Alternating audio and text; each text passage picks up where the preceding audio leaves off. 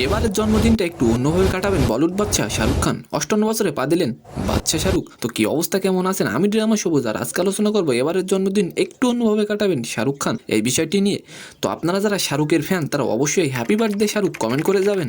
2 November রাতের ঘড়ির কাঁটা সবেমাত্র 12টার ঘর পার করেছে।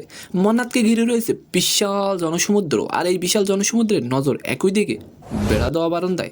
তাদের এমনটাই প্রতীক্ষা বাদশা কখন আসবে, না দু বাহু উন্মুক্ত করে সিগনেচার পোজ দিয়ে দাঁড়াবেন।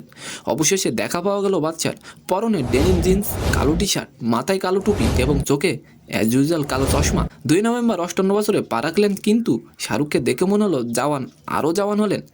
আর এদিকে জন্মদিন উপলক্ষে রাত 12টার সময় নেটফ্লিক্সে মুক্তি পেয়েছে শাহরুখের জওয়ান। রাজকুমার হিরানি পরিচালিত ডাঙ্কি ছবির প্রথম ঝলকও মুক্তি পেয়েছে জন্মদিনে। আর এবারের জন্মদিনটা একটু অন্যভাবে কাটাবেন শাহরুখ, সেই মতো প্রস্তুতি শুরু করে দিয়েছে তার টিম। সূত্রের খবর, নিজের জন্মদিনটা এবছর ভারতীয় সিনেমার তারকাদের সঙ্গে কাটাতে চান শাহরুখ। তো আজকের ভিডিওটি কেমন লাগলো অবশ্যই কমেন্ট বক্সে জানাবেন। আর ভিডিওটি যদি ভালো লাগে অবশ্যই একটু লাইক দিয়ে আমাদের চ্যানেলটিকে সাবস্ক্রাইব করে দিবেন। ধন্যবাদ।